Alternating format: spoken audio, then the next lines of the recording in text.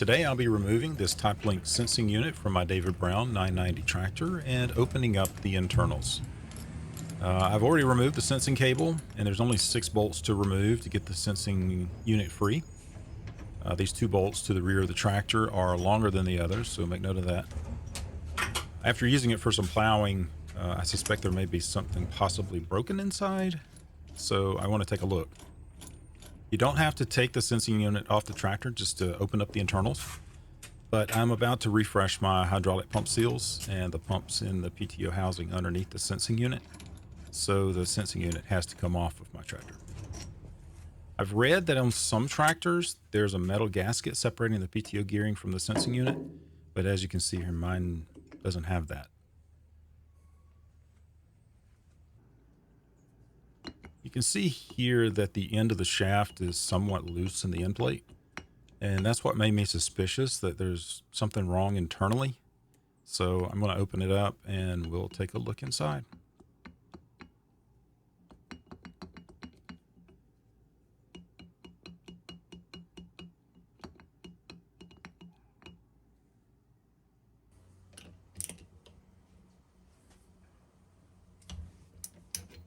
There's 4 bolts holding the end plate in place.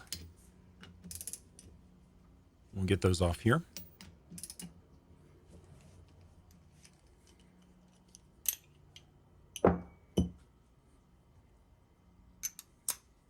While these are coming off, I'd like to make mention of a great YouTube channel I've been watching a lot of here recently called Man from the Mist.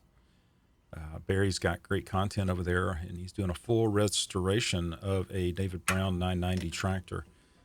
His content's really inspiring me to start fixing all the leaks and issues I've had with my tractor. So go check out his channel when you're done here with this video. Thanks for all you're doing over there, Barry. It's greatly appreciated.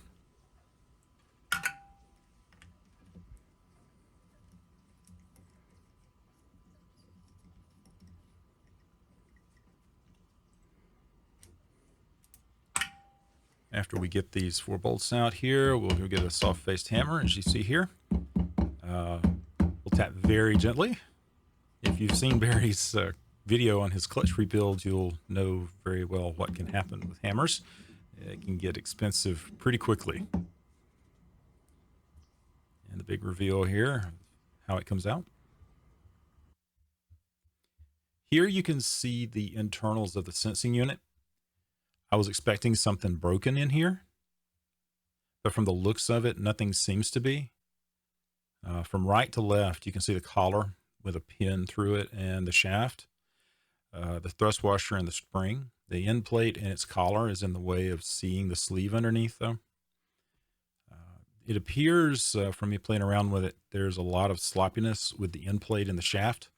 You'll see that in just a moment. I'm wondering if the O-ring between the end plate and the sleeve is disintegrated. Probably so. From what I found, every single O-ring in this tractor needs to be replaced. After looking at it for a bit, I do have a concern. I'm not going to disassemble it any further until I hear back from the David Brown Tractor forums on the questions I have. I hope to make a follow-up video if I get some advice from the forums.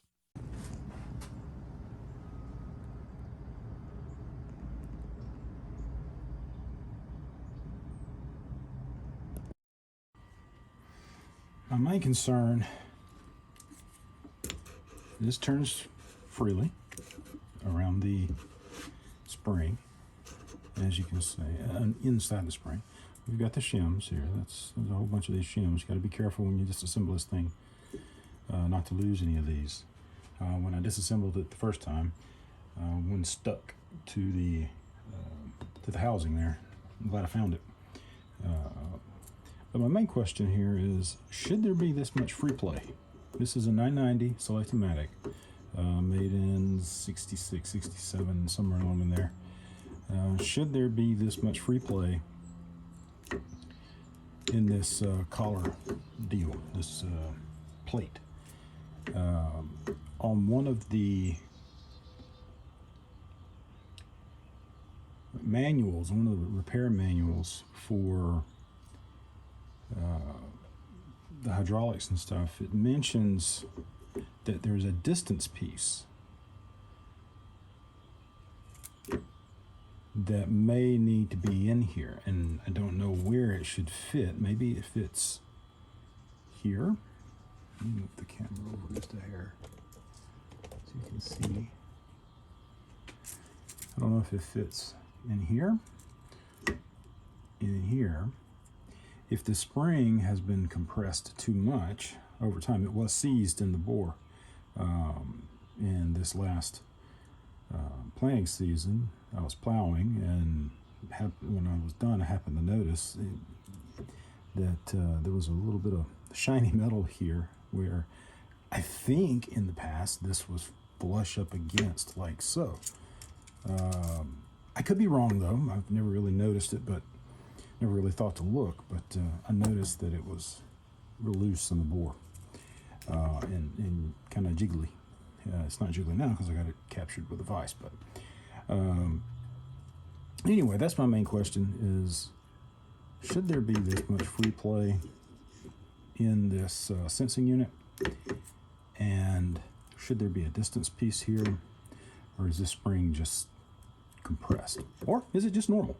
Is it just the way it's supposed to be, and I've just never noticed it?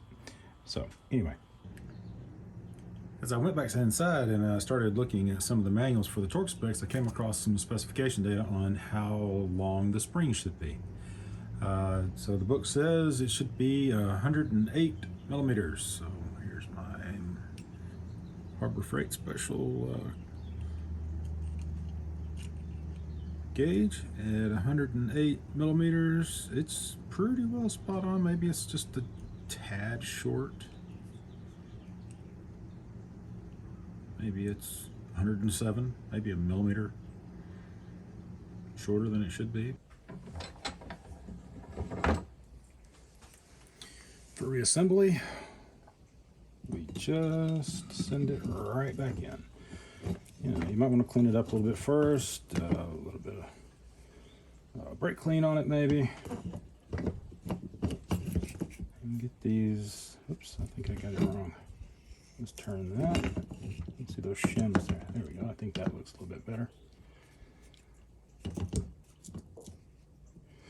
All right, let's try to get some of these bolts started. Get them through those shims there. May have a few issues.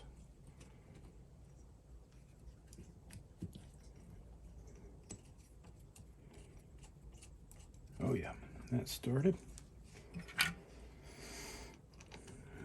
On to the next one. Let's see if I can get it started. And success.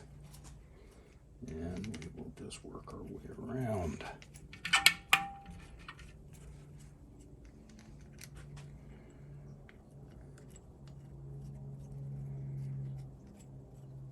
These are 1/2-inch bolt heads.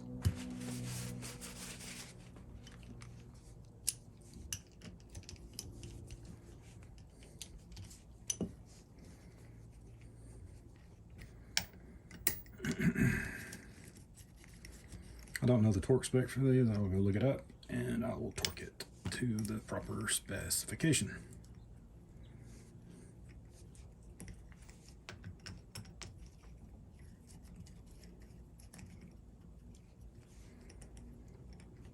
But if we find that I've got to do some further repairs to this, once I send this off to the forums, we'll see if I need to come back into it. So I'm not going to necessarily torque them up just right now.